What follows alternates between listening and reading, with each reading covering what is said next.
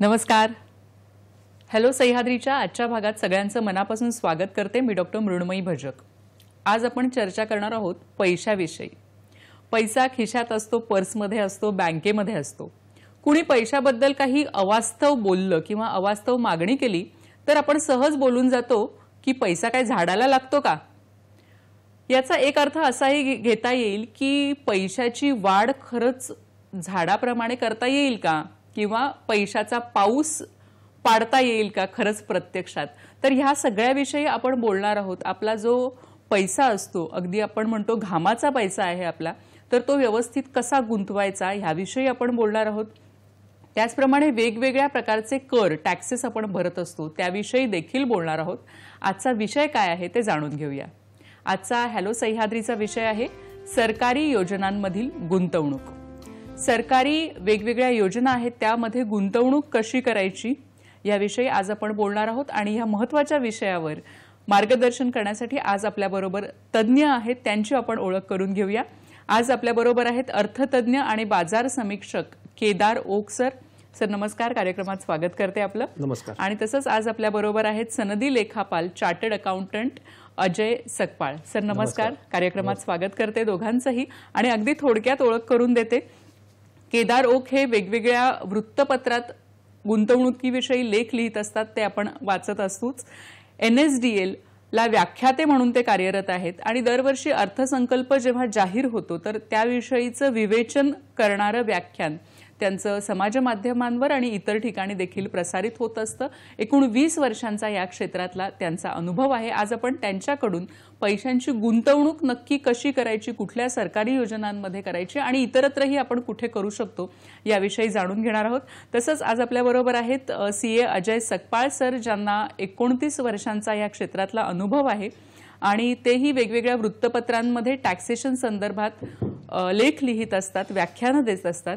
आणि अगदी वैयक्तिक जे इंडिव्हिज्युअल्स असतात त्यांच्यापासून ते मोठ्या कंपन्यांपर्यंत वेगवेगळे ज्या कंपन्या आहेत, फर्म्स आहेत, तर त्याचं कन्सल्टेशन सर करत असतात. दोघांचंही मनापासून स्वागत करते कार्यक्रमामध्ये. आणि आपण आज गुंतवणूक या विषयावर मुख्यतः बोलणार आहोत. तर सुरुवात करूया कार्यक्रमाला. पुन्हा एकदा दोघांचंही स्वागत. आणि आपण गुंतवणूक आणि कर या दोन्ही विषयांवर आज बोलणार आहोत. तर केदार ओक सर, मला सुरुवातीला सांगा की गुंतवणूक करायची असा जेव्हा प्रश्न येतो तर तेव्हा मुळात ती कधीपासून सुरू केली पाहिजे गुंतवणूक, आणि किती, कशा पद्धतीची ती असावी. ओके. मुळात गुंतवणूक ही एक आवड आहे. तुम्हाला स्वतःला आवड पाहिजे की मला पैसे गुंतवायचे आहेत. मग त्याच्याकरता वेगवेगळे मार्ग आहेत. मग जसं आपण म्हणतो तसं सरकारी रोखे आहेत, सरकारी स्कीम्स आहेत, आता म्युच्युअल फंड्स येतात, लोक शेअर मार्केटमध्ये पण इन्व्हेस्टमेंट करतात, NPS स्कीम्स आहेत. या पद्धतीने लोक वेगवेगळ्या पद्धतीने आपला पैसा गुंतवत असतात. बरोबर. आता यात आपल्याला किती पर्सेंटेज घ्यायचे आहेत, कारण की पर्सेंटेजचे प्रकार पण फिक्स आहेत. तुम्हाला समजा 4% घ्यायचे आहेत, 8% घ्यायचे आहेत, 12% घ्यायचे आहेत, 16% घ्यायचे आहेत, 20% घ्यायचे आहेत. हा जो पॅरामीटर्स आहे हा आपण जोपर्यंत डिफाईन करत नाही तोपर्यंत तुम्हाला परतावा किती घ्यायचा हे फायनल करता येणार नाही. दुसरा प्रकार त्यात एक असा आहे की लोकांनी इन्फ्लेशनपेक्षा आपल्याला जास्त रिटर्न कसा येईल, साधारणतः आज जो महागाईचा दर असतो त्याच्या साधारणतः आपल्याला 3 ते 4% तरी परतावा जास्ती मिळाला पाहिजे, तरच तुम्ही ती महागाई बेअर करू शकता. आणि मग त्या अँगलनी तुम्हाला तुमच्या गुंतवणूक बांधायला लागतात. आणि मग म्हणतात असं त्याला वेगवेगळे पर्याय आहेत. आणि एक मुख्यतः लक्षात ठेवा, म्हणजे आता आज आपल्याला CA आहेतच, पण मला टॅक्स पडतो म्हणून मी गुंतवणूक करतो हा कन्सेप्ट लोकांना सोडून दिला पाहिजे. मला माझा आहे तो पैसा वाढवायचा आहे आणि तो मी कशा पद्धतीने वाढवू शकेन हे बघणं गरजेचं आहे. आणि त्या पद्धतीने त्यांनी गुंतवणुकीकडे बघावं असं मी सगळ्यांना सांगेन. नक्कीच सर, तुम्ही म्हणालात की गुंतवणूक ही एक आवड आहे, पण मला असं वाटतं की आवड असो किंवा नसो, पण आत्ताचा मला असं वाटतं की काळ असा आहे की गुंतवणूक ही प्रत्येकाने केलीच पाहिजे. आणि आपण टॅक्सेशनबद्दल देखील बोललात की सर जसं म्हणाले की टॅक्स वाचवण्यासाठी बरेच जण अजूनही गुंतवणूक करतात, तर तसं न करता माझ्या पैशाचा विनियोग चांगला व्हावा म्हणून गुंतवणूक केली पाहिजे. सर आपलं काय मत आहे? जनरली केदार साहेब म्हणाले तसं लोक जे इन्व्हेस्टमेंट करतात तो टॅक्स वाचवणं करतात अदर दॅन ते इन्व्हेस्टमेंट करतात असतात. पण सध्या गव्हर्नमेंटने नवीन टॅक्स प्रणाली आणली आहे. पहिली जी ओल्ड जुनी टॅक्स प्रणाली होती त्याच्या अगेन्स्ट त्यांनी नवीन टॅक्स प्रणाली आणली जिथे 7 लाखापर्यंत इन्कम हे करमाफ असतं, जेणेकरून तुम्हाला जे डिडक्शन्स आहेत, ATCचं आहे, ATD आहे, ATDD आहे, ATT आहे, हे जे डिडक्शन जे तुम्हाला इन्व्हेस्टमेंट करून मिळतात हे तुम्ही न करताही तुम्हाला 7 लाखापर्यंत इन्कम एक्झम्प्ट होतं. जेणेकरून आता केदार साहेब म्हणाले जसं तुम्हाला इन्व्हेस्टमेंट करायची गरज नाही आहे टॅक्स वाचायला, जर तुमचं इन्कम 7 लाखापर्यंत असेल तर. मी फायनान्शियल इयर 23-24 गोष्ट करतोय. बरोबर आहे, बरोबर आहे. जनरली म्हणजे कसं ही होतं, नवीन टॅक्स प्रणाली आलेली आहे, तर आम्हाला थोडंसं नवीन आणि जुनी, तर ह्या दोन्ही बद्दल सांगा ना. नवीन आणि जुनी म्हणजे जुनी जी टॅक्स प्रणाली आहे त्यामध्ये टॅक्स स्लॅब आहे 2.5 लाखापर्यंत तुम्हाला कर माफ आहे. आणि जर सिनियर सिटीजन असतील, सिनियर सिटीजन म्हणजे जे 60 वर्ष पुढील व्यक्ती आहे पण 80 वर्षापर्यंत, त्यांना 3 लाखाचं म्हणजे आयकर माफ आहे. आणि जे सुपर सिनियर सिटीजन आहे म्हणजे अति वरिष्ठ नागरिक आहेत त्यांना 5 लाखाच्या वरतीचे जर त्यांचं इन्कम असेल त्यांना ते 5 लाखाच्या इन्कमपर्यंत त्यांना टॅक्स कर माफ म्हणजे टॅक्स एक्झम्प्ट आहे त्यांना. आणि जर तुम्ही याच्यामध्ये याल, नवीन टॅक्स प्रणालीमध्ये याल, तिथे तुम्हाला तिथे डिस्टिंक्शन नाही आहे, ते टॅक्स रेट सर्व सेम आहेत.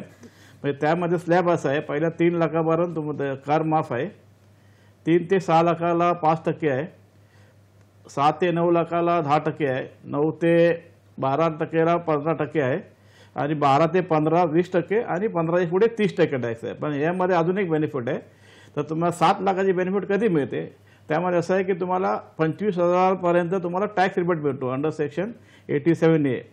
तर तुम्हाला जर गुंतवणूक करायची नसेल म्हणजे टॅक्स वाचवायला, तुम्ही नवीन टॅक्स प्रणालीचा वापर करून तुम्ही मॅक्झिमम इन्व्हेस्टमेंट करून तुम्ही तुमचं इन्कम वाचू शकता. तर नवीन टॅक्स प्रणालीमध्ये तुम्ही जर रिटर्न भरायचं ठरवलं तर. बरं, पण मग नवीन टॅक्स प्रणालीप्रमाणे आपण रिटर्न्स भरायचे की आपण जुन्याप्रमाणे करायचं आहेत, की हा पर्याय आहे का? हा, दोन्ही पर्याय अवेलेबल आहेत. दोन्ही पर्याय अवेलेबल. जेव्हा तुम्ही रिटर्न भरायला जाता तर तुम्ही दोघांचे वर्किंग करून आपल्याजवळ ठेवायचं. जुन्या टॅक्स प्रणालीवर किती टॅक्स पडतो, नवीन टॅक्स प्रणालीवर किती टॅक्स पडतो. म्हणजे 7 लाखापर्यंत जनरली तुम्ही नवीन टॅक्स प्रणालीचा वापर करावा. जसं तुमचं इन्कम 7 लाखाच्या पुढे जातं तेव्हा तुम्ही त्याचं कम्पॅरिझन करावं. म्हणजे ओल्डमध्ये किती टॅक्स आहे तुम्हाला, नवीनमध्ये मला किती टॅक्स होतो. त्यामध्ये एक ॲडव्हान्टेज आहे, जुन्यामध्ये तुम्ही इन्व्हेस्टमेंट करून तुमचा टॅक्स कमी करू शकता, नवीनमध्ये तसं बेनिफिट नाही आहे. तसं सांगतो तेव्हा तुम्ही इन्व्हेस्टमेंट करून तुम्ही ते फक्त कम्पॅरिझन करायचं आहे. बरोबर आहे. जुन्यामध्ये मला किती टॅक्स येतो, मी जर ह्या एक ATCची इन्व्हेस्टमेंट केली, ATDची केली, हाऊसिंग रेंट म्हणजे हाऊसिंग लोनचा इंटरेस्ट आहे, हे सर्व करून मला टॅक्स किती पडतो जुन्या टॅक्स प्रणालीमध्ये तो टॅक्स काढावा. नवीन टॅक्स प्रणालीमध्ये किती पाहिजे नवीन स्लॅबप्रमाणे तर किती टॅक्स येतो त्याचं कम्पॅरिझन करून जो आपल्याला फायदेशीर आहे ती टॅक्स प्रणाली तुम्ही वापरू शकता. म्हणजे तुम्हाला वर्ष पहिल्या दिवशी ठरवायची याची गरज नाहीये, तुम्हाला रिटर्न भरताना ठरवायचं आहे की मला नवीन टॅक्स प्रणाली वापरायची आहे की मला जुनी टॅक्स प्रणाली वापरायची, हे तुमच्या फायद्याची आहे, ती टॅक्स प्रणाली तुम्ही वापरा. नक्कीच. ओक सर, तुम्ही काय सांगाल की वेगवेगळी आज माध्यमं आहेत गुंतवणुकीसाठी, तर त्यातलं आपण कुठलं माध्यम निवडावं, तर हे कुठल्या कुठल्या गोष्टींवर अवलंबून असतं. म्हणजे जसं टॅक्स प्रणालीबद्दल सांगितलं की वयाचे वेगवेगळे स्लॉट्स असतात, तर तसंच गुंतवणुकीचे असे काही ठोकताळे असतात का? नक्कीच असतात. पण मी आता अजयने सांगितलं ना, जे 2 टॅक्स रेजिम आहेत ते थोडं आणखीन एलॅबोरेट करतो की याच्यात कसं आहे ना की तुम्ही जी जुनी प्रणाली वापरताय ज्यात ना लोकांना बाय डिफॉल्ट इन्व्हेस्टमेंटची सवय लागते, हा माझा अनुभव आहे. बरोबर. आणि जी नवीन रेजिम आहे यात आत्ताचा काळाचा जो यंगस्टर आहे त्यांचं जे स्पेंडिंग नेचर बघता त्यांना वन स्ट्रोक मला बाबा 7 लाखापर्यंत इन्कम फ्री झालं तर बाकीचा मला टॅक्स भरायचा आहे, हा त्यात एक ऑप्शन आहे. यात कसं होईल की जी पारंपरिक आपण इन्व्हेस्टमेंट करत होतो लोकांची ती यात बंद होईल असं मला थोडंसं भीती वाटते. कारण की मग स्पेंडिंग नेचरवरती आपण जास्ती जाऊ. त्यापेक्षा जर लोकांनी जुनी रेजिम वापरली तर नक्कीच ती फायदेशीर ठरेल. आता जसं तुम्ही स्कीम म्हणाल लोकांसाठी कुठच्या अवेलेबल आहेत, तर टॅक्स सेव्हिंग करता जर तुम्ही पर्टिक्युलर असं म्हणा गेलात तर आपल्या LIC जशा कंपन्या आहेत त्याच्या पेन्शन स्कीम्स आहेत. नंतर तुम्ही नॅशनल पेन्शन स्कीम पण घेऊ शकता. नॅशनल पेन्शन स्कीम मी आत्ताच्या तरुण पिढीला मी जास्ती प्रेफरेबली घ्यायला सांगितलं, कारण की आत्ताच्या काळात मुलं लॉंग टर्म जॉब करत नाहीत, पटापट जॉब बदलतात. त्यामुळे पूर्वीचे जे बेनिफिट होते, ग्रॅज्युटी होती, प्रॉव्हिडंट फंड होता, हा बेनिफिट त्यांना त्यामध्ये मिळत नाही. त्यांच्या दृष्टीने नॅशनल पेन्शन स्कीम ही खूप चांगली स्कीम आहे जी सेफ आहे. आणि त्याच्यात तुम्हाला इंटरनल वेगवेगळे प्रकार की जी मार्केट लिंक असू शकते, डेटमध्ये असू शकते, हा चॉईस प्रत्येकाने आपल्या रिस्क ॲपेटायझेशननुसार घेतला पाहिजे. दुसरी पब्लिक प्रॉव्हिडंट फंडची स्कीम आहे ज्याच्यात तुम्ही मिनिमम 1000 रुपयापासून 1.5 लाख रुपये दरवर्षी इन्व्हेस्ट करू शकता. 15 वर्षाची स्कीम आहे ती. नॅशनल सर्टिफिकेट्स आहेत, नॅशनल NSS NCC म्हणतात त्या. त्याच्या व्यतिरिक्त लोक मेडिक्लेम सारख्या स्कीम्स काही करू शकतात. हाऊसिंग लोन्सचा बेनिफिट लोकांना आहे. या सगळ्या आणि टॅक्स सेव्हिंग्सच्या ELSS स्कीम्स येतात, इक्विटी लिंक सेव्हिंग स्कीम, ज्या 3 वर्षाच्या लॉकिंग पिरियडच्या आहेत. या 4-5 पद्धतीच्या टॅक्स सेव्हिंग स्कीम आज लोकांसाठी शेअर मार्केटमध्ये बाहेरच्या बाजारात अवेलेबल आहेत. म्युच्युअल फंडच्या पण अनेक स्कीम्स आहेत, पण त्या सगळ्याच मार्केट रिलेटेड असतात असं नाही. आणि जर लोकांना गुंतवणूक करायचीच असेल तर सॅलरी व्यतिरिक्त आपण कुठच्या पद्धतीने आणखीन ॲडिशनल इन्कम जनरेट करू शकतो हे जर त्यांनी अॅनलाइज केलं त्यांच्या CA बरोबर बसून, त्यांच्या किंवा सल्लागाराबरोबर बसून, तर ते जास्ती बेनिफिशियल ठरेल. म्हणजे जसं म्युच्युअल फंडामध्ये आज तुम्हाला डिव्हिडंड इन्कम येतं. आज 1 लाखापर्यंत डिव्हिडंड इन्कम जवळजवळ फ्री आहे. इंटरेस्टमध्ये तुम्हाला जवळजवळ 40,000पर्यंत इंटरेस्ट फ्री आहे. त्याच्या व्यतिरिक्त पुन्हा तुम्ही जर हाऊसिंग लोनला गेलं तर तुम्हाला हाऊसिंग लोनचे एक्झम्पशन्स आहेत. टॅक्स सेव्हिंग स्कीममध्ये गेलात तर ॲडिशनल एक्झम्पशन्स तुम्हाला त्यामध्ये मिळतात. हा सगळ्याचा जर तुम्ही उहापोह केलात तर तुम्हाला चांगला गेन मिळू शकतो. तसंच लोक आजकाल शेअर मार्केटमध्ये पण इन्व्हेस्टमेंट करताना त्यामध्ये सुद्धा लॉंग टर्म कॅपिटल गेनच्या अंडर तुम्हाला 1 लाखाची जे गेन आहे ती टॅक्स फ्री आहे. तुम्ही जर असं म्हणा तर डिव्हिडंड आणि लॉंग टर्म कॅपिटल गेन तर 2 लाखाचं ॲडिशनल इन्कम तुम्ही फ्री करू शकता. पण म्हणतात तसं तुम्हाला ती आवड पाहिजे, तुमची रिस्क ॲपेटायझेशन कशी आहे ती तुम्ही वर्कआउट केली पाहिजे. म्हणजे दुसरा सांगतो म्हणून इन्व्हेस्टमेंट करण्यात पॉईंट नसतो. बरोबर आहे. म्हणजे आता तुम्ही जे सांगितलं तर त्याच्यावरून एक मला असं वाटतं की गुंतवणूक तज्ज्ञ जे असतात की समजा जर आपला त्यातला अभ्यास असेल तर आपण जरूर त्याप्रमाणे आपण गुंतवणूक नक्कीच करू शकतो. पण जर अभ्यास नसेल तर कुठेतरी गुंतवणूक तज्ज्ञ आणि चार्टर्ड अकाउंटंट यांचा कुठेतरी आपण सल्ला घेऊन आपण ती गुंतवणूक करू शकतो. अजय सर, तुम्ही काय सांगाल की गुंतवणूक जेव्हा वेगवेगळ्या माध्यमांमधून आपण करत असतो तर तेव्हा तुम्ही CA म्हणून काय सल्ला देता की कुठल्या पद्धतीची गुंतवणूक साधारण कुठल्या वयात केली पाहिजे? जनरली जेव्हा लोक जेव्हा रिटर्न भरायला जातात मग त्याला गव्हर्नमेंटने भरपूर ज्या स्कीम काढल्या, म्हणजे ज्या इन्व्हेस्टमेंट अपॉर्च्युनिटीज आहेत जिथे तुम्हाला टॅक्स सेव्ह करता येतो. फॉर एक्झाम्पल, तुम्हाला अंडर सेक्शन 80C मध्ये तुम्ही जर PPF मध्ये 1.5 लाखापर्यंत इन्व्हेस्टमेंट केली तर तुम्हाला 1.5 लाखाचा इन्कम तेवढं एक्झम्प्ट होतं. तसेच सिमिलरली तुम्हाला सिनियर सिटीजन सेव्हिंग स्कीम्स आहेत ते तुम्हाला त्याच्यामध्ये पण 1.5 लाखापर्यंत इन्व्हेस्टमेंट जी आहे ते तुम्हाला एक्झाम्प्ट करता येते. सेकंडली तुमचं NPS आहे. NPS मध्ये 2 बेनिफिट आहे. एक त्यामध्ये तुम्हाला 1.5 लाखापर्यंत 80C मध्ये डिडक्शन मिळतं आणि वॉरंट अबो त्याच्यावरती तुम्ही 50,000 मध्ये इन्व्हेस्टमेंट केली तर तुम्हाला 80 CCD मध्ये त्याचा अजून 50% म्हणजे 50,000 डिडक्शन मिळतं. ओव्हरऑल तुम्हाला असे 2 लाखाचं डिडक्शन मिळतं. असे व्हेरियस म्हणजे भरपूर अशा स्कीम्स आहेत ती तुम्हाला त्याचं डिडक्शन मिळतं. फॉर एक्झाम्पल, नॅशनल सेव्हिंग स्कीमचा याने त्याचा जिकर केला. नॅशनल सेव्हिंग स्कीम त्याचं 1.5 लाखावर तुम्ही त्याचा इन्व्हेस्टमेंट करू शकता. त्याचं तुम्हाला डिडक्शन मिळतं अंडर सेक्शन 80C मध्ये. त्याचा जो इंटरेस्ट आहे, म्हणजे हे लक्षात ठेवलं पाहिजे, त्याचा जो इंटरेस्ट आहे ते टॅक्सेबल असतं आणि टॅक्सेबल त्याच्यावरती तुमचं त्यामध्ये सुद्धा तर नुसतं तुम्हाला interest on national saving certificate असेल ते तुम्हाला 10,000 पर्यंत एक्झाम्प्ट करता येते. म्हणजे बँक इंटरेस्ट, एफडी नाही, बँक इंटरेस्ट अँड गव्हर्नमेंटचे सिक्युरिटीज आहेत त्याच्यावरती जे व्याज येतं ते 10,000 पर्यंत तुम्हाला टॅक्स फ्री होतं. आता असं म्हणजे प्रत्येक वयोगटाला असं वेगळ्या वेगळ्या स्कीम्स नाही आहेत. म्हणजे ज्या स्कीम्स आहेत त्या सर्वांसाठी ऍप्लिकेबल आहे. एक्सेप्ट सिनियर सिटीजनसाठी एक वेगळी स्कीम आहे, सिनियर सिटीजन सेव्हिंग अकाउंट. त्यामध्ये तुम्हाला 1.5 लाखापर्यंत एक्झाम्पशन आहे. त्याचा टॅक्स हे जे आहे ना टॅक्स जे इंटरेस्ट जे येतं ते टॅक्सेबल होतं. बरं.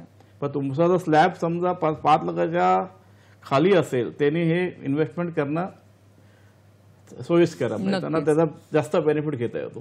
बरोबर आहे. म्हणजे वेगवेगळं इन्कम असेल त्याप्रमाणे तुम्ही टॅक्स ठरवावं लागतं. तर तुमचा जर 5 लाखापर्यंत असेल तुम्ही इंटरेस्टमध्ये जाऊन तुम्ही फुल एक्झाम्पशन घेऊ शकता. तर तुमचा इन्कमच ऑलरेडी 5 लाखाच्या पुढे असेल मग तसं तुम्ही दुसरे अपॉर्च्युनिटी बघितले पाहिजे तिथे तुम्हाला रिटर्न जास्त मिळतात. फॉर एक्झाम्पल म्युच्युअल फंड असेल कारण मला वाटतं मॅक्झिमम म्हणजे जास्तीत जास्त परतावा PPF मध्ये आणि ह्या स्कीम मध्ये मिळतो. 7.5-7% रिटर्न आहे. त्याऐवजी तुम्ही जर 5 लाखाच्या वरती तुमचं इन्कम असेल तर तुम्ही म्युच्युअल फंडमध्ये किंवा दुसरे म्हणजे इक्विटी रिलेटेड जे म्युच्युअल फंड तिथे तुम्ही इन्व्हेस्ट करू शकता. नक्कीच कुठल्या गुंतवणुकीमध्ये आपल्याला साधारण कसा परतावा मिळू शकतो याविषयी आपण बोलणार आहोत कार्यक्रमातून. पण आता वेळ झाली एका छोट्याशा विश्रांतीची. पाहत रहा हॅलो सह्याद्री.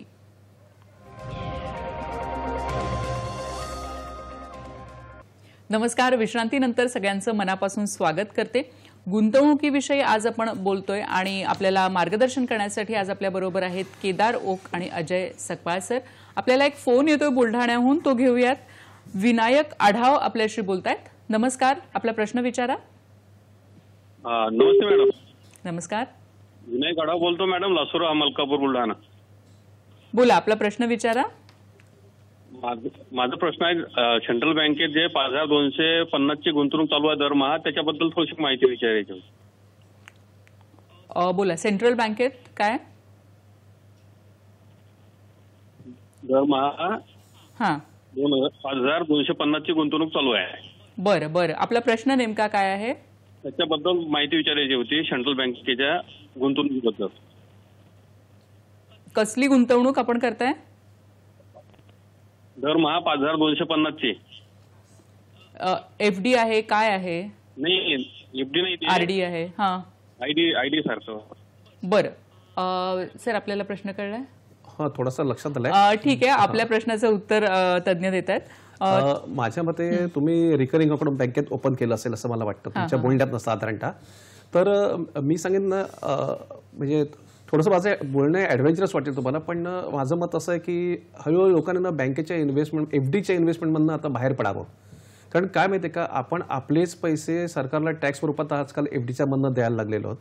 त्यापेक्षा तुम्ही जर म्युच्युअल फंडासारख्या ज्या मंथली इन्कमची स्कीम आहेत, ज्यांना आपण SIP म्हणतो, सिस्टमॅटिक इन्व्हेस्टमेंट प्लॅन, ज्यात तुम्ही रिकरिंग अकाउंटसारखेच महिन्याला पैसे भरू शकता आणि त्याच्यात तुम्हाला परतावा जास्ती चांगला मिळतो. पहिली गोष्ट. बरं, याच्यात तुम्ही शॉर्ट टर्म, लॉंग टर्म टॅक्सेशनचा बेनिफिट पण घेऊ शकता. म्हणजे साधारणतः कुठची आज इन्व्हेस्टमेंट तुम्ही जर केली असेल, म्युच्युअल फंडामध्ये केली असेल किंवा शेअर मार्केटमध्ये केली असेल, तर या स्वरूपाच्या ज्या इन्व्हेस्टमेंट्स आहेत ना, यांना एका वर्षात जर तुम्ही काही म्युच्युअल फंड विकलेत किंवा काही बेनिफिट्स त्याचा जर घेतला, तर तुम्हाला त्याच्यावरती साधारणतः 15% टॅक्स पडतो. आणि 1 वर्षानंतर तुम्ही कुठची गुंतवणूक विकली आणि तुम्हाला त्यात नफा झाला असेल तर त्याच्यावर 10% टॅक्स पडतो. त्याच्यात जो कॅल्क्युलेटेड रिटर्न आहे ना, हा FD रेटपेक्षा नक्की जास्ती आहे. कारण आजचा जर तुम्ही विचार करता, साधारणतः 7.5 ते 8% FD रेट्स बाजारात अवेलेबल आहेत. प्रायव्हेट बँकेत थोडंसं 25-50 पैसे जास्ती देत असतील. पण इथे कसं होतं की जर तुम्ही 10%च्या टॅक्स ब्रॅकेटमध्ये येत असाल, 20%च्या टॅक्स ब्रॅकेटमध्ये येत असाल, तर 7.5%वरती 20%मध्ये जर तुम्ही गेला तर तुमचे 1.40% तुमचे स्टेट असेच निघून जात आहेत. म्हणजे तुम्हाला इफेक्टिव्ह रेट 6%च येत आहे. आणि आज जर महागाईचा दर 5% असेल तर आपण फक्त 1%च वरती एक्स्ट्रा कमवतोय, असा त्याचा कॅल्क्युलेशन वाईज अर्थ होऊ शकतो. सो आपला परतावा हा नेहमी महागाईच्या रेटच्या 3 ते 4% जास्ती असला पाहिजे, तरच तुम्ही ती महागाई सस्टेन करू शकता. हा बेसिकली गुंतवणुकीचा मेन कन्सेप्ट आहे.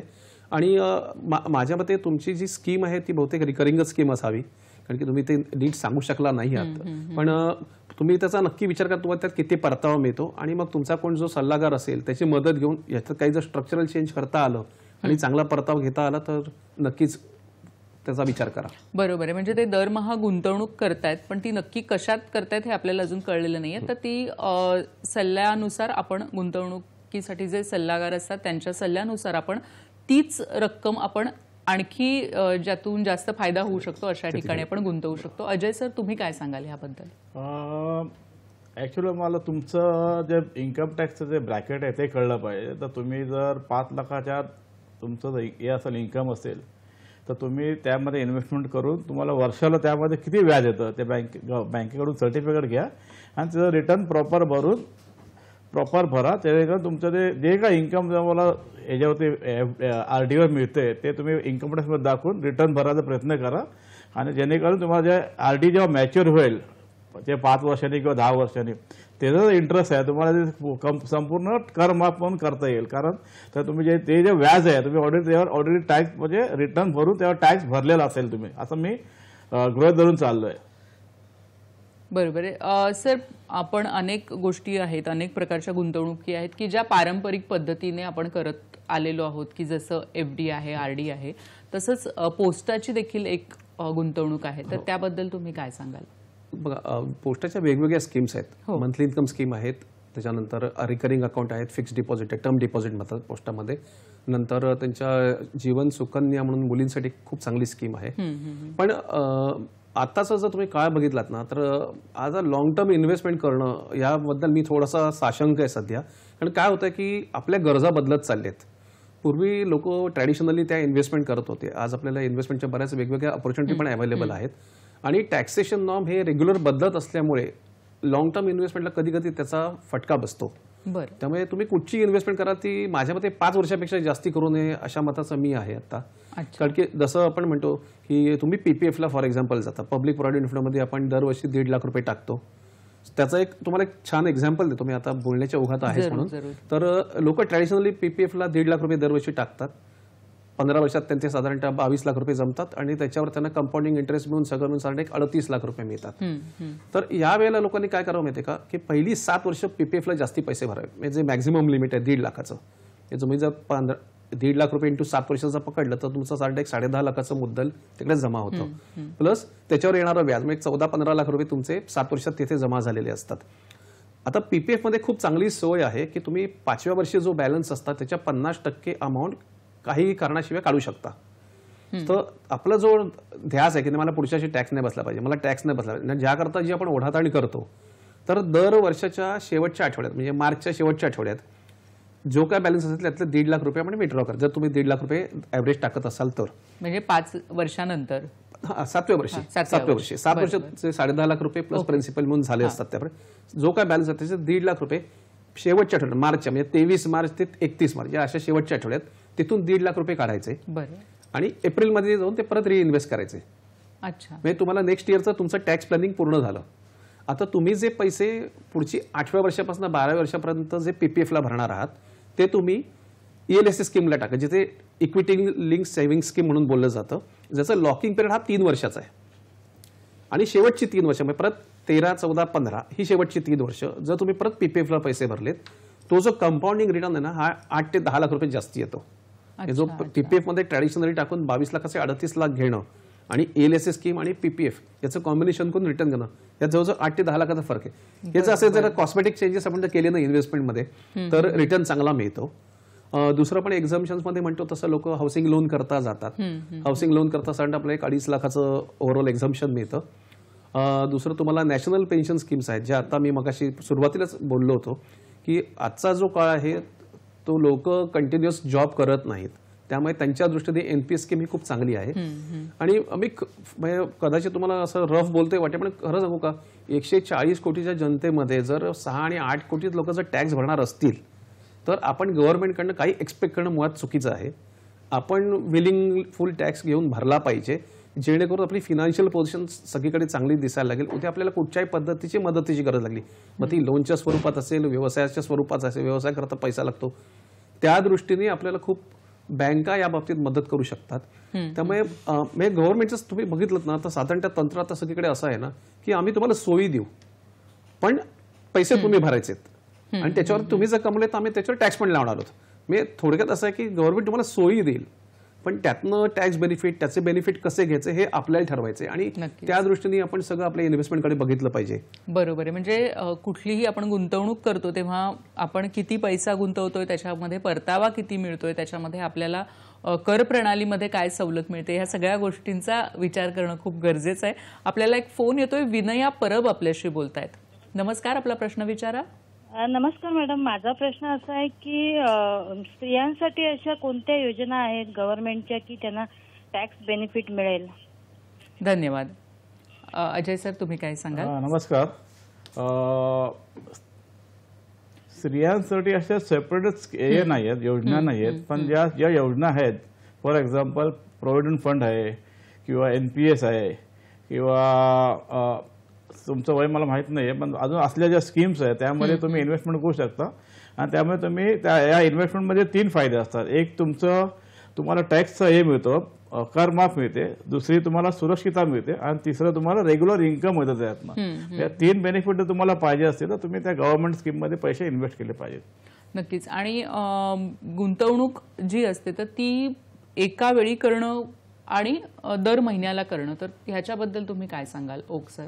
म्हणतात तसं की नेहमी इन्व्हेस्टमेंटमध्ये 2 प्रकार आहेत. एक आहे वन टाइम इन्व्हेस्टमेंट आणि कमिटेड इन्व्हेस्टमेंट. म्हणजे तुम्ही जसं म्हणाल कमिटेड इन्व्हेस्टमेंटमध्ये मी दर महिन्याला फिक्स पैसे टाकत राहील आणि वन टाइम इन्व्हेस्टमेंट मी एकदाच काय ती लमसम इन्व्हेस्टमेंट करेल. आता याच्यात एक सोपं एक्झाम्पल द्यायचं झालं तर आणखीन मी तुम्हाला इझी पद्धतीने समजा तुमच्याकडे 100 रुपये आहेत आणि तुम्हाला ते 100 रुपये बायफकेट करायचे, मी कशा पद्धतीने 100 रुपये गुंतवू, तर मी तुम्हाला सांगेन की ते त्यातले 30 रुपये हे तुम्ही फिक्स इन्स्ट्रुमेंटमध्ये टाका, ज्याच्यात गव्हर्नमेंट स्कीम्स येतात, FD येतात, नॉर्मल ज्या स्कीम्स आहेत त्यात तुम्ही पैसे टाकू शकता. 30 रुपये राहिलेले तुम्ही म्युच्युअल फंडामध्ये इन्व्हेस्ट करा, जे तुम्हाला सरकारी FDपेक्षा किंवा सरकारी स्कीमपेक्षा जास्ती रिटर्न देतात. राहिले 30 रुपये मी म्हणतात मी माझ्या याच्यात लिहिल्याप्रमाणे बाजार विश्लेषकांमध्ये तुम्ही शेअर मार्केटमध्ये पण इन्व्हेस्टमेंट करू शकता, कारण की हा हालीचा मोठा एक्सपांड आम्ही एरिया बघतोय की जिथे आज टायर 2 टायर 3 सिटीजमधले लोक सुद्धा गुंतवायला पैसे लागलेले आहेत. त्यामुळे त्यांच्याकरता पण तो एक आणि जे शेवटचे 10 रुपये राहिले ते तुम्ही कायम हातात ठेवा, की जेव्हा कधी इमर्जन्सी येते तेव्हा मला माझ्या कुठच्याही पद्धतीच्या इन्व्हेस्टमेंट तोडायला न लागता माझ्याकडे माझे 10 रुपये आहेत. आता यात तुम्ही म्हणाल तर ओव्हरऑल जर म्हणालात ना तर तुमचे आपण 70% पैसे आता आपण सेफमध्येच ठेवलेले आहेत. जसं म्हटलं तसं 30% गव्हर्नमेंट सिक्युरिटीज आहेत, तिथे तर काही रिस्क नसते कारण तिथे गव्हर्नमेंटचीच बऱ्याच वेळेला ॲच्युरिटी असते. म्युच्युअल फंडमध्ये म्हणतात तसं थोडंसं मार्केट रिस्क आहे, पण सोफार आम्ही इतकी वर्ष बघतोय त्याप्रमाणे काही स्कीम सोडल्या तर लोकांना नॉर्मली त्या स्कीममध्ये कधी लॉस झालेला नाहीये. कदाचित परतावा अपेक्षेपेक्षा कमी मिळाला असेल, पण रिटर्न्स नक्कीच FDपेक्षा जास्ती चांगले आहेत. आणि 10% जे म्हणतात ते लिक्विड फंड जे हातात आहेत, असं म्हणतात तर 70% पैसे आपण आपले सेफमध्ये ठेवले, 30% आपण कॅल्क्युलेटिव्ह रिस्क घेतोय. आणि ही रिस्क घ्यायला मला असं वाटत नाही की आपण काय फार मोठी जोखीम घेतोय, पण ऑफकोर्स प्रत्येक माणसाचं रिस्क कॅपिटलायझेशन हे वेगळं असतं. एखादी गोष्टी मला आवडते ती समोरच्याला आवडेल असं नाही. त्यामुळे आपण आपलं किती कॅल्क्युलेशन आहे, आपल्या पुढच्या गरजा काय आहेत, टार्गेट बेस मी कशा इन्व्हेस्टमेंट करू शकतो, हे जर लोकांनी बघितलं, मी अगदी म्हटलं तसं कोणाला एखाद्या डोमेस्टिक ट्रिपला जरी जायचं असेल, मला काश्मीरला जायचं आहे, मला उद्या दुबईला जायचं आहे, तुम्ही म्युच्युअल फंडामध्ये 1000 रुपयाची 2000 रुपयाची SIP चालू करा, 3 वर्ष ठेवा. दरवर्षी 24,000 रुपये जमले तर 3 वर्षात 72,000 रुपये होतात. 72,000चं कंपाऊंडिंग जरी अगदी आपण ॲव्हरेज 7-8% जरी म्हटलं तरी साधारण 90,000 ते 1,00,000 रुपये जमा होतात. साधारणतः आताच्या काळाप्रमाणे 1.5 माणसाचा खर्च त्यात कव्हर होतो. हे प्लॅनिंग ना आपण करायला पाहिजे की बेसिकली काय आपल्याला आपला पैसा आपल्याकरता युटिलाइज करता आला पाहिजे. हा कन्सेप्ट इन्व्हेस्टमेंटमध्ये असला पाहिजे. म्हणजे मला उद्या गरज लागल्यानंतर मी माझी इन्व्हेस्टमेंट तोडतो आणि मी काहीतरी करतो, थोडा वेळेपण आहे. तुम्ही त्याला डिरेक्शन द्या, मला कसली गरज आहे, माझी कधी पैशाची, मुलांची शिक्षणाच्या गरजा असतात, आज मुलं बाहेर जात आहेत, बऱ्याच गोष्टी यात इन्व्हॉल्व्ह आहेत. त्याप्रमाणे आपण आपलं जर स्ट्रक्चर बनवलं तर आपल्याला आपला पैसा खेळता ठेवता येतो. बरोबर, म्हणजे कुठेतरी नियोजन हे खूप महत्वाचं आहे. अगदी तुम्ही म्हणालात की एका ट्रिपला जायचं तरी त्याचं जर व्यवस्थित नियोजन केलं तर तेही अतिशय सोपं होऊ शकतं. अजय सर, आता सर म्हणाले की आपण म्युच्युअल फंडामध्ये गुंतवू शकतो किंवा शेअर बाजारात आपण गुंतवू शकतो. तर जेव्हा अशा पद्धतीची गुंतवणूक केली जाते तेव्हा करप्रणाली आपल्याला काय असते, त्या कुठली लागू पडते? जेव्हा तुम्ही जे इन्व्हेस्टमेंट करता शेअर्समध्ये किंवा म्युच्युअल फंडामध्ये, तर शेअर्समध्ये जेव्हा तुमचा जो हे होतो लाभ होतो तो तो तो याच्यामध्ये कन्सिडर त्यामध्ये मोजला जातो, तो लॉंग टर्म आहे की शॉर्ट टर्म आहे.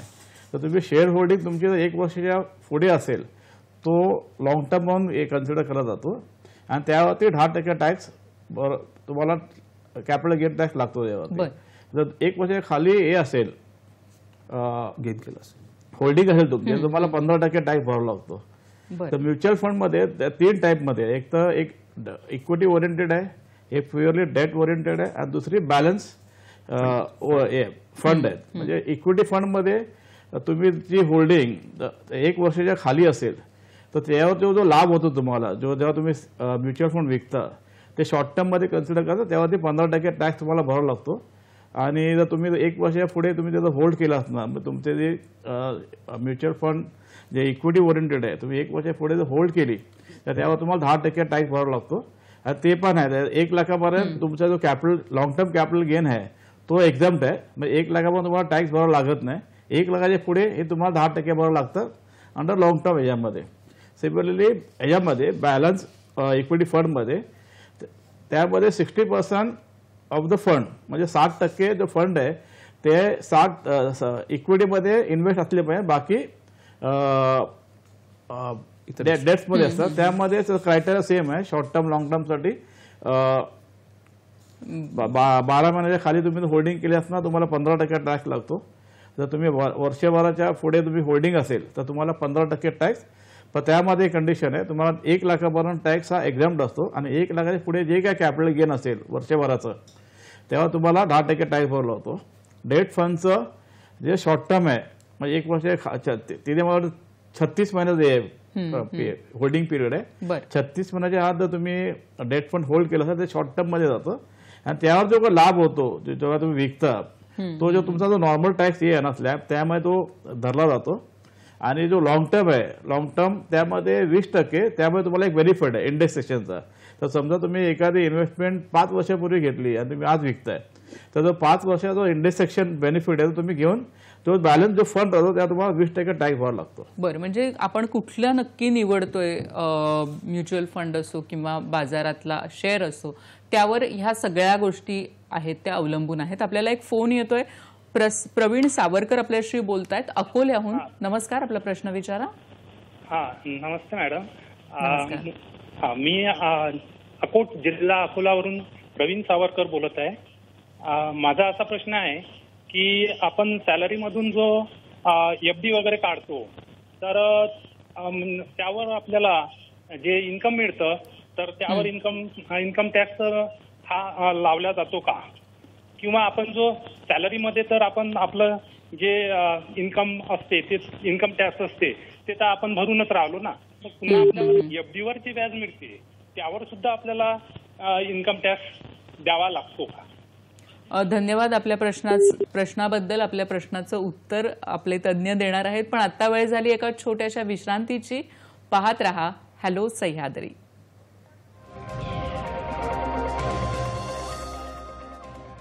नमस्कार. विश्रांतीनंतर सगळ्यांचं मनापासून स्वागत करते. सरकारी योजनांमधली गुंतवणूक काय आहे त्याविषयी आपण बोलतोय. तसंच कर प्रणालीबद्दल देखील आज आपण बोलतोय आणि आपल्याला मार्गदर्शन करतायत अर्थतज्ञ आणि बाजार समीक्षक केदार ओक आणि सनदी लेखापाल म्हणजेच चार्टर्ड अकाउंटंट अजय सकपाळ. आपल्याला एक फोन आला होता अजय सर ब्रेकवर जाण्यापूर्वी. प्रवीण सावरकर यांचा अकोल्याहून फोन होता आणि त्यांनी विचारलं होतं की सॅलरीसाठी जे टॅक्सेशन लागतं ते लागतंच आहे, पण FD जेव्हा आपण करतो तर तेव्हा देखील कर लागू होतो का? नमस्कार प्रवीणजी, तुमचा प्रश्न कळला मला. तुमचं इन्कम हा पगारात म्हणजे सॅलरी इन्कम सुद्धा आहे आणि तुम्ही त्या सॅलरीतनं काही पोर्शन हा इन्व्हेस्टमेंट केली आहे फिक्स डिपॉझिटमध्ये. त्याच्या फिक्स डिपॉझिट जे काय इंटरेस्ट मिळतं ते टॅक्सेबल आहे 100% आणि त्याला डिडक्शन मिळत नाही प्रोव्हायडेड जर समोरची व्यक्ती 60 वर्षापुढे असेल तर त्याला FDचे जे इंटरेस्ट आहे ते त्यांना TTA मध्ये 40,000 पण डिडक्शन मिळतं. पण तुम्हाला त्याचं डिडक्शन घेता येणार नाही. तुम्हाला फक्त बँक इंटरेस्ट आणि गव्हर्नमेंट जे सिक्युरिटीज आहेत त्यावर जे व्याज येतं त्यावर तुम्हाला 10,000 पर्यंत तुम्हाला डिडक्शन घेता येतं. नक्कीच. म्हणजे इथे देखील आपल्याला कर प्रणाली आहे ती लागू होते. तुम्हाला टॅक्स ऍप्लिकेबल आहे. केदार सर, आपण मगाशी सांगितलं की आपलं जे नियोजन असतं ते खूप महत्वाचं असतं. आता उदाहरणार्थ जर NPSची स्कीम घेतली तर तुम्ही साधारण काय सांगाल की कशा पद्धतीने नियोजन केलं पाहिजे? आता तुम्ही म्हणाल तसं NPS बद्दल जे बोललात ना, तर आता कसं सगळ्यांना मार्केटिंग गिमिक्स झालेत. खरं सांगतो म्हणजे प्रत्येक प्रोडक्ट हे टॅक्सेशन अँगलनी कसं बेनिफिशियल आहे. तुम्ही इन्शुरन्स केलात तो कसा बेनिफिशियल आहे, म्युच्युअल फंड केलेत तो कसा बेनिफिशियल आहे, NPS केलात तो कसा बेनिफिट, हे वेगवेगळ्या पद्धतीने सांगितलं जातं. तर NPSच्या बाबतीत जे जे मार्केटिंग करतात, पण आपण जर कन्सेप्च्युअली विचार केला ना तर हा नक्कीच आपल्याला बेनिफिट आहे. पण हा आपण कसं आहे की पूर्वी आपण ट्रॅडिशनल इन्व्हेस्टमेंट केल्या, पण आता आपण वैचारिक इन्व्हेस्टमेंट करायला लागलो की मला याच्यात काय काय बेनिफिट्स मिळतील आणि मी त्याचा काय काय फायदा घेऊ शकतो या अँगलने आपण आता इन्व्हेस्टमेंट करायला लागल्यामुळे आपण वेगळ्या अँगलने आता गुंतवणुकीकडे बघतोय. बरोबर. मी जसं म्हटलं तसं NPS मध्ये आज तुम्ही 50,000 रुपये जर टाकलेत आणि तुम्ही 20 लाखाच्या टॅक्स स्लॅबमध्ये 20% टॅक्स स्लॅबमध्ये येत असाल तर तुमचा 10,000 रुपये टॅक्स वाचतो. आज तुम्ही तुमच्या 50,000 ते 10,000 रुपये वाचलेले जरी म्हणालात ना तरी ऑलमोस्ट तुम्हाला किती % रिटर्न होतो ते बघा. असे आपण जर 5 वर्ष पैसे जर टाकले तर इनिशियल इन्व्हेस्टमेंट आपली 50,000ची असते, पण आपल्याला एक्झम्पशन 10,000चं मिळतं. त्यामुळे 40,000ची इन्व्हेस्टमेंट 5 वर्षाचं काउंट केली तर जमा होतात साधारण आपले 4-5-20 2 लाख रुपये जमा होतात. 2 लाखावरती NPSचं झालेलं अप्रिसिएशन आणि आपण वाजवलेला 20% टॅक्स याचा जर कंपाऊंडिंग विचार केला ना तर आपलं इफेक्टिव्ह यील्ड खूप चांगलं जातं. मी कदाचित थोडंसं किचकट बोलत असेल, पण हे ना आपण समजून घ्यायला पाहिजे. आपण टॅक्सच्या अँगलने पण बेनिफिट घेतोय, 20%चा बेनिफिट तिकडे घेतोय, येणारा परतावा पण आपण घेतो. याचा जर कॉम्बिनेशनचा विचार केला तर आपण नक्कीच याच्यात रिटर्न जास्ती घेत असतो. त्यामुळे त्या पद्धतीने तुम्ही जर गुंतवणुकीकडे बघितलं तर जास्ती बेनिफिशियल ठरेल. इव्हन आपण हाऊसिंग लोनच्या जातो काही वेळेला. आजकाल खरं अफोर्डेबल घर हा प्रकार राहिलेलाच नाहीये. मगाशी एका कोणीतरी कॉलरने मला एक प्रश्न विचारला होता, महिलांसाठी काही स्कीम्स आहेत का? तर ॲज सच अशा महिलांसाठी खरं सांगायचं तर काही स्कीम नाहीच. एक सुकन्या समृद्धीची एक पोस्टाची स्कीम आहे ती जर सोडली तर फक्त गव्हर्नमेंटने काही ठिकाणी तुम्हाला बेनिफिट्स चालू केलेत. जसं तुम्ही घरच्या स्त्रीच्या नावाने जर घर घ्यायला गेलात, हाऊसिंग लोन घ्यायला गेलात, तर त्यात तुम्हाला स्पेशल एक्झम्पशन्स आहेत, 2 लाखाचं एक्झम्पशन, असे बेनिफिट तुम्ही काही घेऊ शकता. आणि जसं म्हटलं आज घर घेणं ही एक गरज आहे. म्हणजे मी असं पण म्हणतो नाही की घराच्या डिमांडमध्ये हे 2 प्रकारचे डिमांड आहेत. एक हाऊसिंगमध्ये एक जेन्युइन डिमांड आहे आणि एक इन्व्हेस्टमेंट डिमांड आहे. इन्व्हेस्टमेंट डिमांड आजच्या घडीला पूर्ण संपलेली आहे. पण जेन्युइन डिमांड कुठे आहे की जिथे 2 भाऊ आहेत, त्यातल्या एका भावाला घर घ्यायचंच आहे, तर तो भाऊ घर घ्यायला जाणार आहे, मग तिथे त्याला जे एक्झम्पशन्स मिळतं. पण आज तुमचे जे EMI जातात, आज तुम्ही जर मेन सिटीजमध्ये मुंबई, ठाणे, कल्याण, अगदी अंबरनाथपर्यंत, बदलापूरपर्यंत जरी गेलात तरी आज कुठेही 25, 30, 50 लाखाच्या खाली आपल्याला घरं मिळत. मुंबईत आणि ठाण्यात सोडून द्या, आवाक्याच्या बाहेरच्या गोष्टी आहेत सध्या. पण याच्यामध्ये जी आपण लोन घेतो आणि त्याच्यात जे आपण EMI भरतोय ते जर तुम्ही व्हॅल्युएशन काढलं तर आपण भरणारी अमाऊंट आणि आपल्याला मिळणारं एक्झम्पशन हे फार नॅरो आहे. मग म्हणून आपण घर घ्यायचं नाही का, तर असं नाही, कारण की आज ती गरज आहे आपल्याला. तर त्या एक्झम्पशननी पण तुम्ही त्या गोष्टीकडे बघू शकता. पण त्यात तुम्हाला मी एक छोटी चांगली एक ट्रिक सांगू शकतो. नक्कीच सर, आपण त्याच्याकडे पण येऊया. एक फोन येतोय तो आपण घेऊया. फोनसाठी आपले कॉलर थांबलेले आहेत. सरोज मेश्राम आपल्याशी बोलतायत. नमस्कार, आपला प्रश्न विचारा. हा, तर माझा प्रश्न असा आहे की लॉंग टर्म इन्व्हेस्टमेंटसाठी म्हणजे कशामध्ये इन्व्हेस्ट करायची, कुठली स्कीम गुड म्हणजे चांगली आहे लॉंग टर्म इन्व्हेस्टमेंटसाठी? ओके, धन्यवाद आपल्या प्रश्नासाठी. आपण या प्रश्नाकडे येऊयात. पण आपला जो मुद्दा सर आपण सांगत होतात की होम लोन विषयी, त्याच्यामध्ये जास्तीत जास्त आपण फायदा कशा पद्धतीने घेऊ शकतो? तर आता तुम्ही जे हाऊसिंग लोनचं रिपेमेंट करता ना, तर जो इंटरेस्ट भरता तो आपल्याला कसा इंटरेस्ट फ्री घर करता येईल. मी अगदी म्हणणार की 100% तुमचं इंटरेस्ट फ्री घर होईल. पण तुम्ही जो EMI भरता, समजा तुम्ही 20,000चा EMI भरताय, तर त्याच्यात 10% तुम्ही SIP चालू करा म्युच्युअल फंडांमध्ये. समजा तुम्हाला 20,000चा हप्ता आहे तर तुम्ही 2,000 रुपयाची SIP चालू करा. ज्या दिवशी तुमचं हाऊसिंग लोन संपेल त्या दिवशी तुम्ही तुमची SIPची अमाऊंट मॅच्युअर्ड करा. ती जी अमाऊंट आहे हे तुमचं जवळजवळ 60 ते 80% तुमचं हाऊसिंग लोनचा इंटरेस्ट कव्हर करते. ही एक छोटीशी मेक आहे का, पण हे कसं ना कोण सांगत नाही लोकांना, हा थोडासा प्रकार आहे. आणि आता ज्या मॅडमनी सांगितलं तसं की कुठचे गुंतवणुकीचे पर्याय आहेत लॉंग टर्मसाठी. लॉंग टर्मसाठी तुम्ही म्हणात ना, तर म्हटलं तसं म्युच्युअल फंड हा माझ्या दृष्टीने सगळ्यात चांगला सध्या पर्याय आहे. कारण की मी FD परत सांगतो, मी रिकमेंड नाही जास्ती करत आली, कारण की टॅक्सेशन अँगल आणि यांनी बघितलं तर आपण निगेटिव्ह परतावा FDमध्ये घेतोय. त्यामुळे तुम्ही म्युच्युअल फंडाकडे जर गेलात तर तिथे तुमचा मुद्दल पण हळूहळू वाढतो, प्लस तुम्हाला इन्कम येतं. आज जी सिनियर लोक बरीचशी रिटायर्ड होत आहेत किंवा जी लोक आज इन्व्हेस्टमेंट करतायत ती लोक बरीचशी म्युच्युअल फंडाकडे जात आहेत आणि तिथे त्यांनी फिक्स रिटर्न किंवा म्युच्युअल फंडामध्ये सिस्टमॅटिक विड्रॉ प्लॅन आहे. तुम्ही लमसम पैसे टाकून फिक्स रिटर्न वर्षाला घेऊ शकता. पण SWP तुम्ही कधी करा, रिटायरमेंट व्हायच्या आधी सुरू करा. रिटायर्ड झाल्यानंतर मी SWP ला गेलं असं म्हणालात ना तर तुम्हाला त्यात नुकसान दिसेल.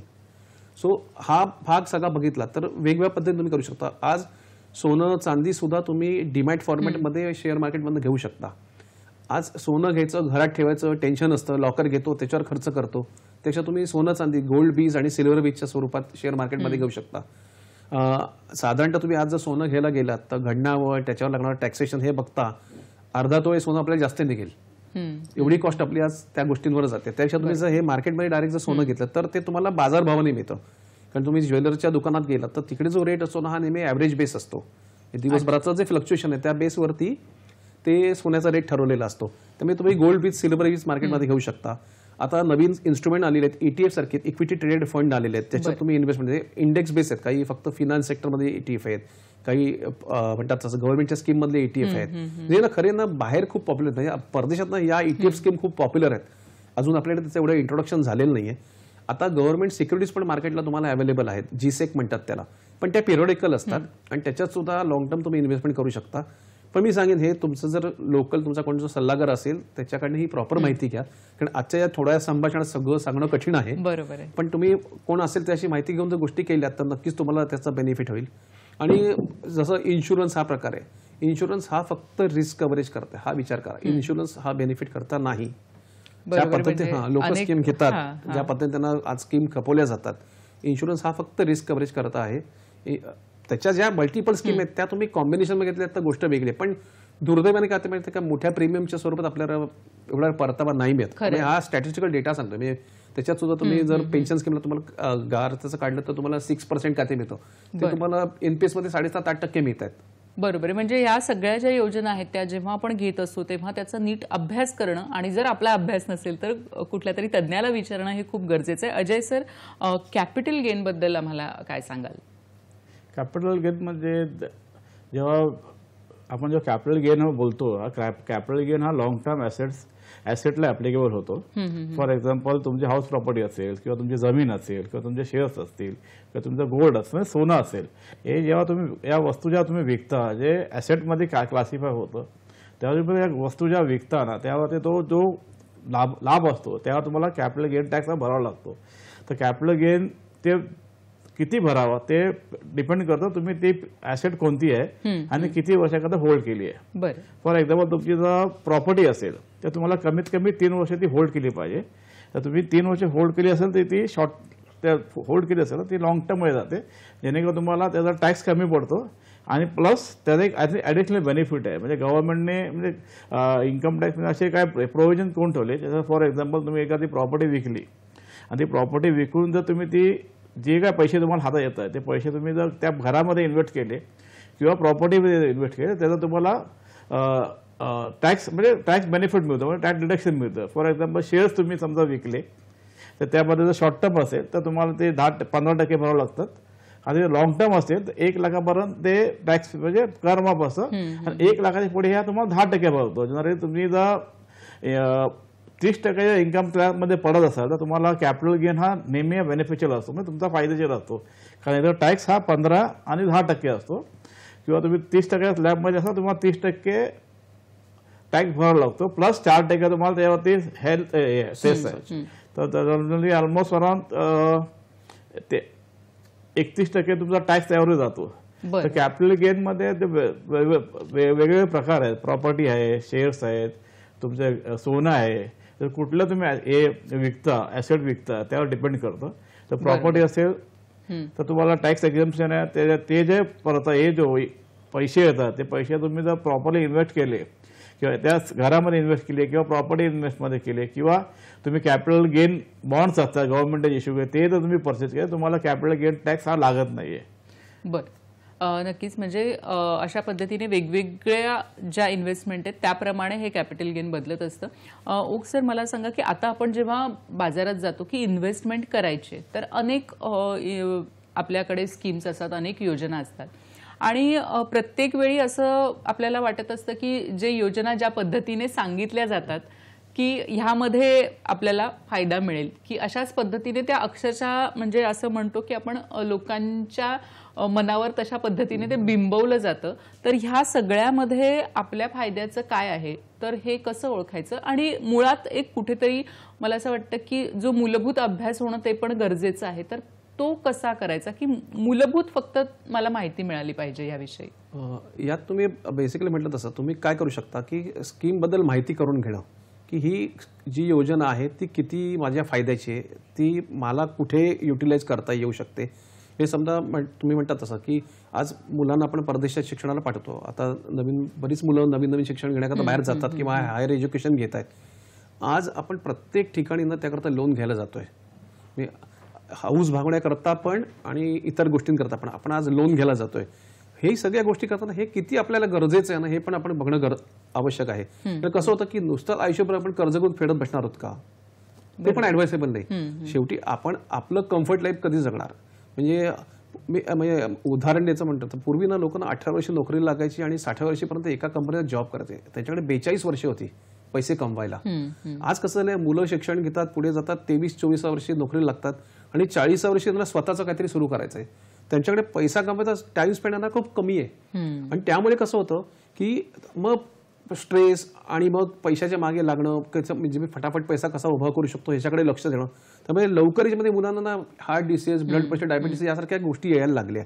तर या गोष्टींच्या मागे आपल्याला जायचं आहे की मला माझं लाईफ कम्फर्ट करून मला चांगलं उत्तम आरोग्याचं आयुष्य जगायचं आहे.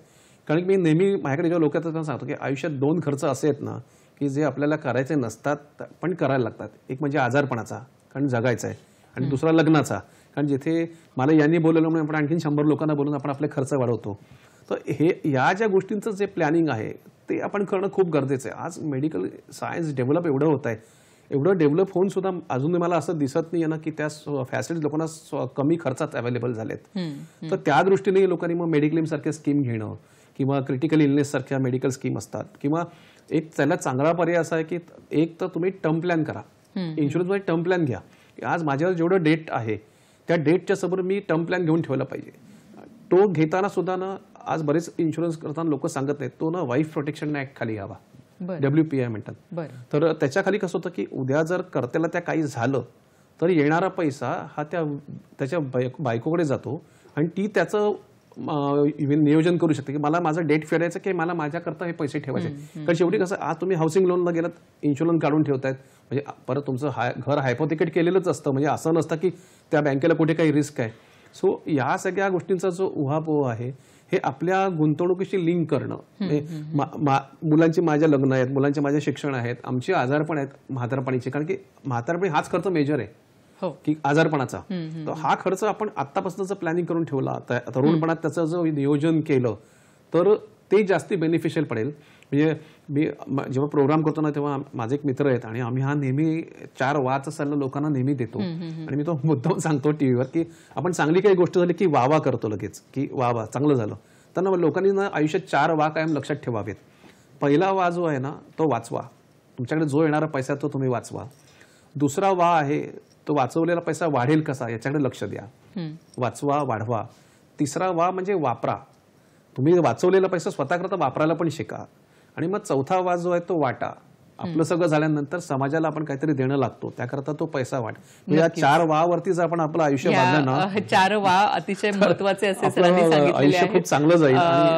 नक्कीच. अजय सर, तुम्ही जाता जाता काय सांगाल की काय सल्ला सगळ्या प्रेक्षकांना द्याल गुंतवणूक आणि कर प्रणाली याबद्दल? म्हणजे जेव्हा इन्व्हेस्टमेंट करतो किंवा गुंतवणूक करतो, आपल्याकडे 2 हे असतात, आपले एम्स असतात. एक तर त्यावर आपला टॅक्स व्हायचा होता आणि दुसरं त्यात आपल्याला काय साध्य करायचं आहे. फॉर एक्झाम्पल जसं NPS आहे, तर केदार साहेब जेव्हा आपलं वाढतं नंतर आपला इन्कम सोर्स हा कमी होतो. तर NPS ही गव्हर्नमेंटने सुरू केलेली म्हणजे पोस्ट रिटायरमेंट बेनिफिट प्लॅन आहे. म्हणजे तुम्ही एक ठराविक पिरियड करता तुम्ही पैसे म्हणजे त्याचा 2 बेनिफिट आहे. एक तर तुम्हाला टॅक्स रिडक्शन मिळतं अंडर सेक्शन 80C 1.5 लाखापर्यंत आणि CCD मध्ये 50,000. जे नोकरदार व्यक्ती आहेत त्यांना जर 60 वर्ष काम केलं, जरा रिटायर झाले की त्यांचा इन्कम हा कमी होतो, म्हणजे बंद होतो ऑलमोस्ट. त्यांच्याकडे हा खूप फायदा आहे. ज्याने काय त्यांना त्या स्कीममधनं आयुष्यभर त्यांना पोरीला असं त्यांना मंथली पेन्शन मिळत जातं. म्हणून सांगतो म्हणजे जे नोकरदार लोक आहेत त्यांनी NPSचा जरूर विचार करावा. जे रिटायरमेंट बेनिफिट प्लॅन आहे ते तुम्हाला टॅक्स फ्री रिटर्न देते, हे तुम्हाला टॅक्स बेनिफिट देते आणि तुम्ही जेव्हा रिटायर होता त्यावेळेला तुम्हाला रेग्युलर इन्कम देते मंथ ऑन म्हणजे मंथली. म्हणजे खरं तर आपल्या पूर्ण भविष्यासाठी एक जी गुंतवणूक आहे ती तरुणपणीच करायला पाहिजे, जेणेकरून आपलं जे आयुष्य आहे, जीवन आहे ते सुकर होईल. तर पैसे नक्की कसे गुंतवायचे, त्याचं नियोजन कसं करायचं, कर प्रणाली जी आपल्या देशात आहे त्याचा आपण लाभ कसा घेऊ शकतो, ह्या सगळ्याबद्दल आज आपण उहापोह केला. सर, आपण दोघेही आज इथे आलात आणि वेगवेगळ्या विषयावर थोडेसे जे क्लिष्ट विषय होते ते सोपे करून सांगितलेत. याबद्दल आमच्या संपूर्ण टीमतर्फे आपले मनापासून धन्यवाद दोघांचेही. दर्शक हो, आजचा कार्यक्रम कसा वाटला आम्हाला जरूर कळवा. वेगवेगळ्या समाज माध्यमांमधून आपण हे कळवू शकता. पुन्हा भेटूया नवीन कार्यक्रमात नवीन विषयासह. नमस्कार.